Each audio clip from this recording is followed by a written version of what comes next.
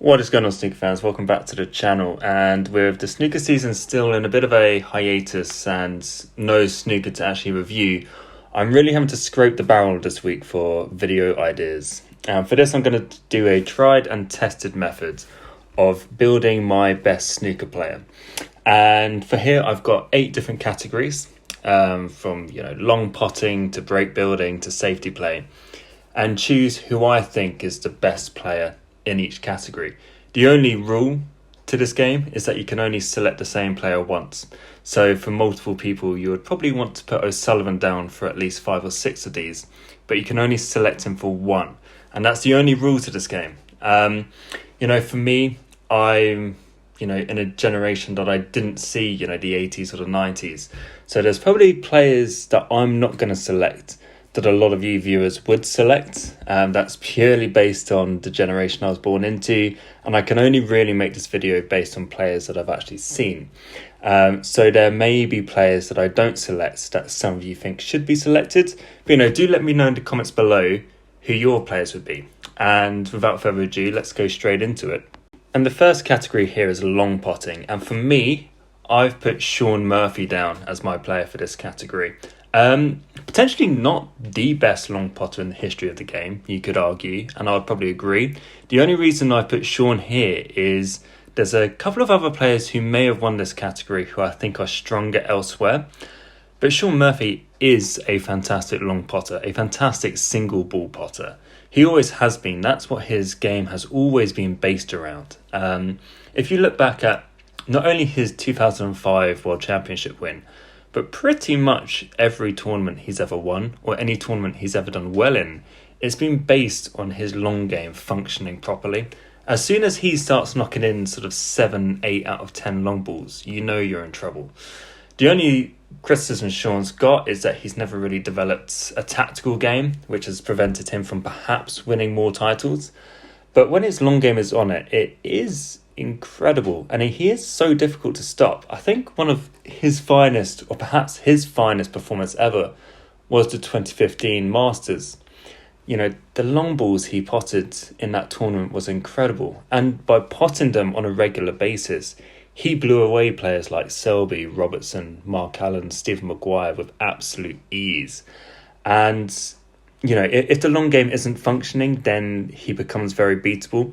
But when it is functioning, like I say, he is a phenomenal player to watch. And yeah, there's other players who could have won this category for sure. But like I said, I'm saving them for a couple of other categories later in the video. And Shaun Murphy is more than a worthy winner for long potting. Next up, we've got break building. And for me, this was a category that was pretty clear cut. There was only ever going to be one winner here for me. And that is Ronnie O'Sullivan. Without a shadow of a doubt, the best break builder that's ever graced this game. Over 1,250 century breaks to his name to date. I think it's very likely that he's going to push the 1,500 mark by the end of his career. And even though, Judd Trump is probably definitely going to overtake him by the end of Judd's career, you do have to consider the fact that O'Sullivan, for the most part of his early career, he was only playing in sort of 5, 6, 7 tournaments per season, in comparison to the sort of 20 plus that players have had the fortune of playing in over the past sort of decade. And, every record when it comes to century breaks, or just breaks in general, O'Sullivan has. He has the most century breaks. He has the most 147s. He's got the fastest 147. He'll always be the first player to get to 1,000 centuries, possibly be the first player to get to 1,500, who knows. And there is something that is interesting. If you look at century breaks per break ratio, Judd Trump and Neil Robertson are actually ahead of him. But it's not just century breaks. He also makes 70s, 80s, 90s regularly. There's times when he kind of gets to 70s and sometimes stops caring, whilst players like Robertson and Trump really try for the century. But yeah, for me, this was really, really straightforward. It could only be O'Sullivan. Obviously, it means I can't pick O'Sullivan for other categories, but out of the 8 I have to select here, I think O'Sullivan here was absolutely nailed on. Next, we've got positional play, and this does sound very similar to break building in terms of category. The only difference here is break building is all about, who makes the biggest breaks and the frequency that they make them. Positional play is more down to the lack of effort players have in making breaks. And again, you could make a really high case to say that O'Sullivan should win this. But for me, I've gone for Ding Junhui, and there's a very telling reason for that. And it's, if you look at players like, let's say, Judd Trump or Neil Robertson, obviously incredible break builders in their own right and have improved leaps and bounds over the past few years. When you watch them break builds, often they have to rely on their potting ability to get them out of trouble in times. It's not always absolutely perfect. They might be wrong side of the blue and have to power the cue ball around the table, or they might have to pot a long pot or a mid-range pot to keep a break going. For Ding, as soon as he's in amongst the balls, he is absolutely perfect. That cue ball rarely ever travels more than, let's say, a foot, and he's never more than a foot away from the object ball. And when he's in amongst the pink and the black spot, that is very really shines, and he very rarely runs out of position. You could probably count on one hand in a match how many times Ding Junhui will finish wrong side of the blue, because he rarely even needs to go up there when he's in amongst the pink and black spot. He will always be on the right angle on a colour or a red to get to the next colour or red. And I think if there's a recent option to demonstrate this, that was back at the UK Championship last season. That was Ding at his absolute best, his break building best, when everything just looked so effortless. Obviously, Ding has his issues when it comes to power shots or long potting, but he more than makes up for that in the break building department. His positional play is often faultless. And yeah, again, there's numerous players that could have won this category, but I think Ding deserves it. Next up is safety play, and again, pretty straightforward for me here. It has to be Mark Selby. There have been fantastic safety players in the past, like Davis and Higgins, and players like O'Sullivan and Judd Trump, who are known more for their attacking abilities, are also very, very good in the safety department. But none of them come close to what Mark Selby is able to do in the tactical side of the game. Selby is more than a tactical player. He is a fantastic break builder and a pretty good long potter as well. But his safety game is just unparalleled. If his potting or his break building isn't firing, he can always rely on his safety game. His tactical nous has not only won in multiple matches, it's won in multiple tournaments, multiple world championships, I'd even go as far to say. He is just so difficult to beat. You think, he's having an off day, here's my chance.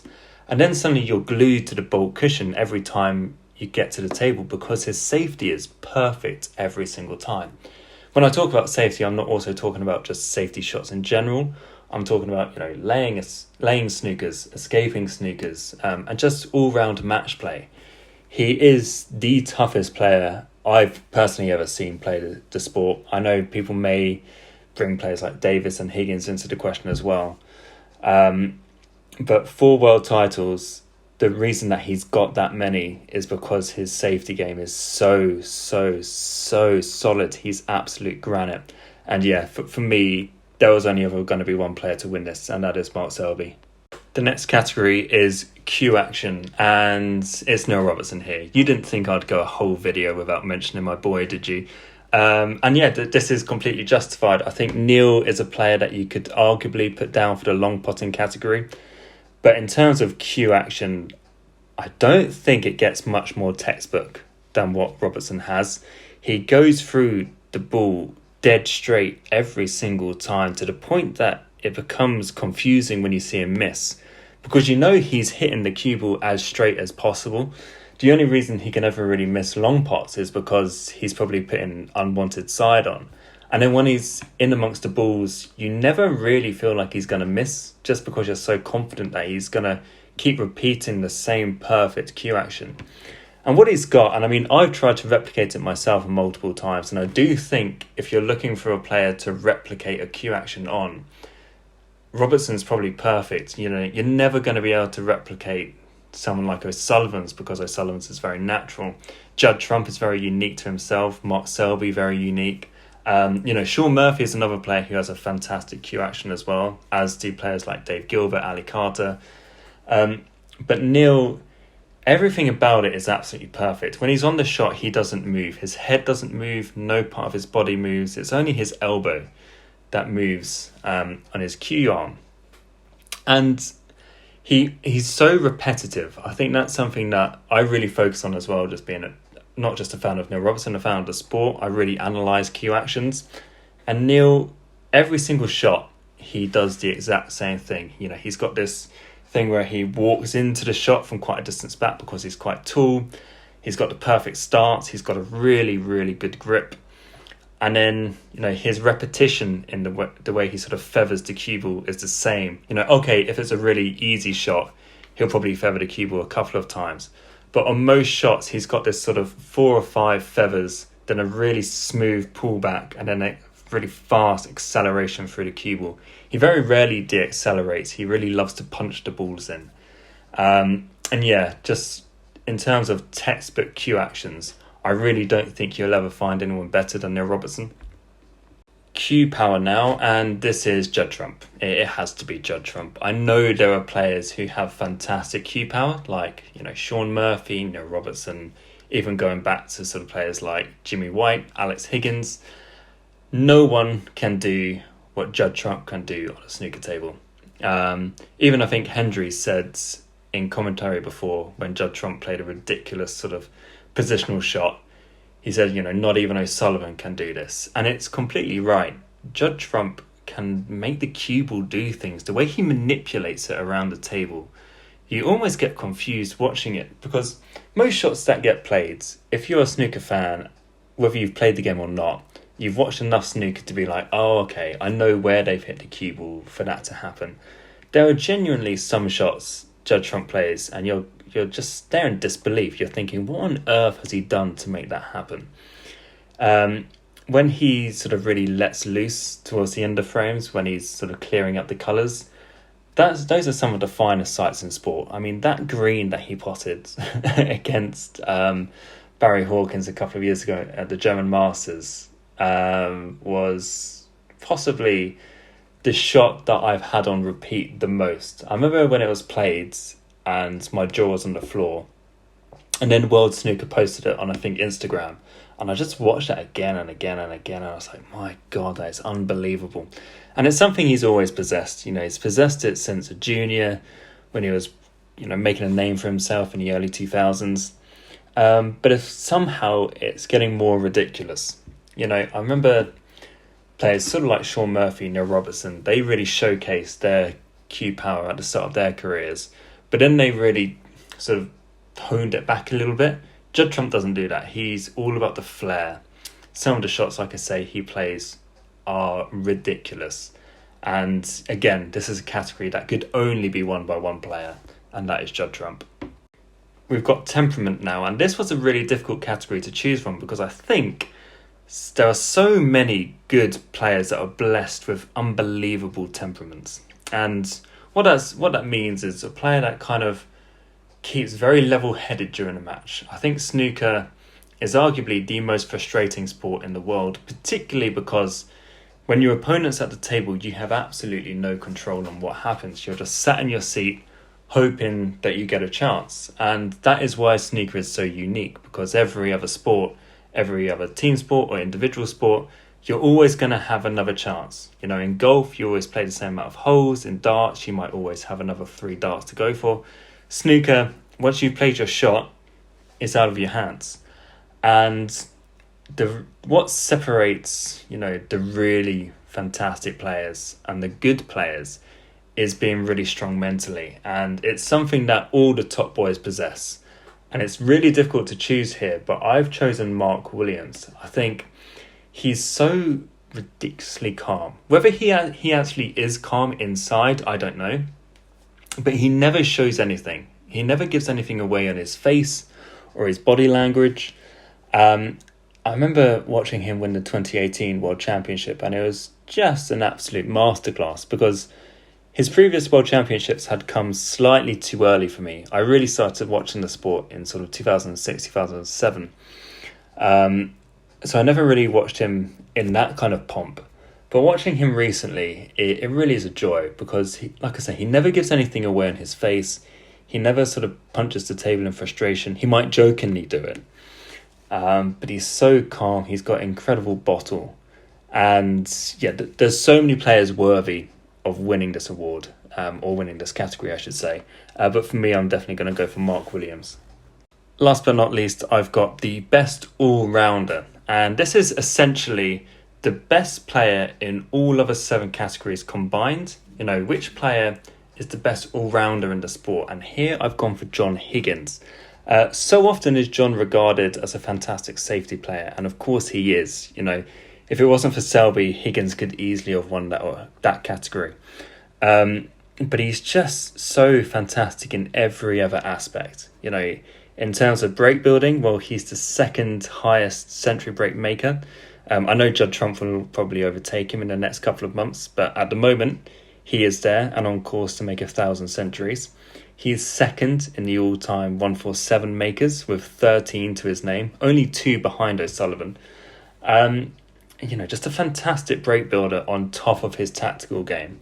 Long potting, he's always been pretty good at.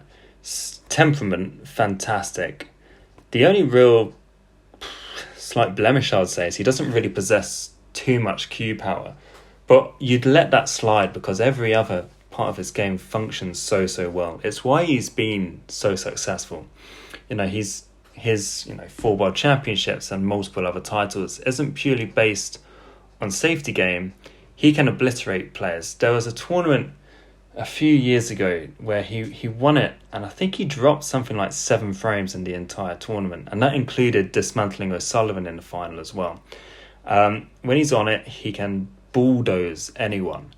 And yeah, I would say in terms of players that I've watched, the most perfect, the most complete player is John Higgins. And yeah, there we have it. A slightly different video from me this week, purely because there's no snooker actually going on to review other than qualifiers, which I kind of disregard. I wait until the actual tournament happens to review it. But yeah, do let me know in the comments below. You know, you've got these 8 categories. Do you agree with me? Do you disagree with me? Tell me who your 8 players are in each category, or even add categories of your own. That there are things like doubles that I was considering that I didn't do. So if there's any other categories that I missed and you want to include in there and suggest a player for as well, please do let me know in the comments. And yeah, we've still got a couple of weeks until the next snooker tournament. I'll be racking my brains for another snooker related video to put out. If you have any ideas for that as well, do let me know in the comments. But until then, I'll catch you next time.